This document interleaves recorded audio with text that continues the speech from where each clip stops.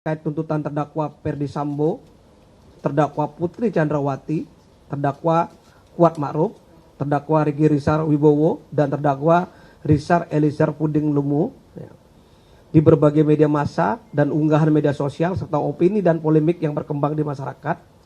Pada pagi hari ini saya akan menyampaikan hal-hal yang penting terkait pertimbangan-pertimbangan yang logis, yuridis, dan akuntabel dapat dipertanggungjawabkan. Kenapa tuntutan dibacakan, ada yang seumur hidup, ada yang 12 tahun, dan ada yang 8 tahun.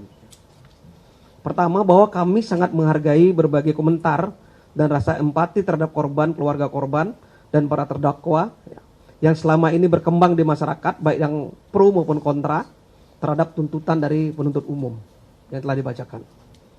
Kemudian, penentuan tinggi rendahnya tuntutan yang diajukan terhadap para terdakwa mempertimbangkan berbagai persyaratan, baik itu mempertimbangkan dari sisi pelaku, dari sisi korban, dan peran masing-masing para terdakwa, termasuk latar belakang terdakwa, dan rasa keadilan yang berkembang di masyarakat juga kami pertimbangkan.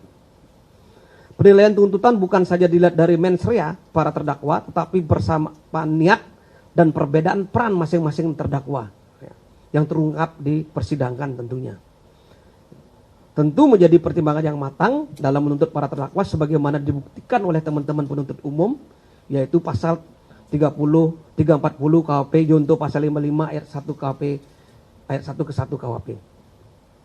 Kemudian sebagaimana fakta hukum yang terungkap di persidangan bahwa terdakwa Ferdi Sambo sebagai pelaku intelektual atau intellectual dader telah dituntut dengan hukuman seumur hidup karena telah memerintahkan terdakwa Rizal Eliezer Puding Lumiu untuk mengeksekusi, menghilangkan nyawa Brigadir Nofriansyah Yosua Huta Barat guna menyempurnakan pembunuhan berencana sehingga terdakwa Eliezer Puding Lumiu dituntut 12 tahun pidana penjara. Sementara terdakwa Putri Chandrawati, terdakwa Kuat Ma'ruf, dan terdakwa Riki Rizal Wibowo tidak secara langsung menyebabkan terjadinya menghilangkan nyawa Brigadir Nofriansyah Yosua Huta Barat. Perbuatan Putri Chandrawati, perbuatan terdakwa Kuat Ma'ruf dan Riki Rizal Wibowo sejak awal mengetahui rencana pembunuhan tersebut, akan tetapi tidak berusaha mencegah atau menghalangi tindak pidana terjadinya pembunuhan berencana terhadap Brigadir Nofriansyah Yosua Huta Barat. Kemudian rekomendasi dari Lembaga Perlindungan Saksi Korban SPK terhadap Rizal Eliezer Puding Lumiu untuk mendapatkan JC telah terakomodir dalam surat tuntutan, sehingga terdakwa mendapatkan tuntutan pidana jauh lebih ringan dari terdakwa Ferdi Sambo sebagai pelaku intelektual dader. Terdakwa Rizal Eliezer Puding Lumiu adalah seorang bawahan yang taat kepada atasan untuk melaksanakan perintah yang salah dan menjadi eksekutor dalam pembunuhan berencana dimaksud, sehingga pembunuhan berencana tersebut terlaksana dengan sempurna.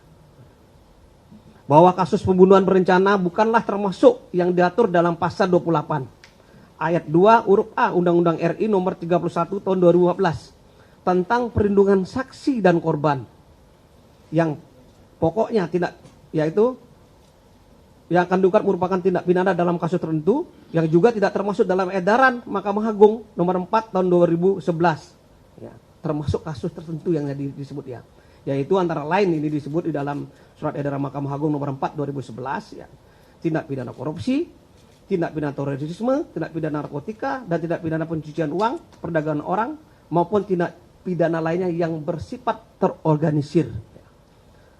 Dalam undang-undang ini dan surat edaran Mahkamah Agung ini memang tidak secara tegas dijelaskan bahwa pembunuhan berencana apakah masuk dalam kategori yang harus diberikan justice collaborator. Kemudian deliktum yang dilakukan oleh tindak pidana Eliezer, Rizal Eliezer Puding Lumiu sebagai eksekutor, yakni pelaku utama, bukanlah sebagai penguak fakta hukum. Jadi dia bukan penguak, mengungkapkan suatu fakta hukum yang pertama. Justru keluarga korban ya, itu menjadi bahan pertimbangan. Tapi beliau adalah sebagai pelaku utama, sehingga tidak dapat dipertimbangkan juga sebagai yang harus mendapatkan justice collaborator.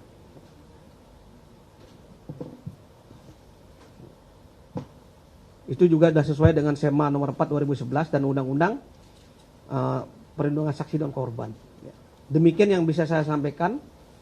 terkait dengan dasar-dasar pertimbangan penuntut umum memberikan hukuman yang berbeda, yaitu sebagai pelaku utama atau intellectual dader yaitu Freddy Sambo dengan hukuman seumur hidup, Eliezer tadi dengan hukuman 12 tahun, dan beberapa terdakwa lainnya diberikan hukuman 8 tahun, ya, agar tidak menjadi polemik lagi di masyarakat.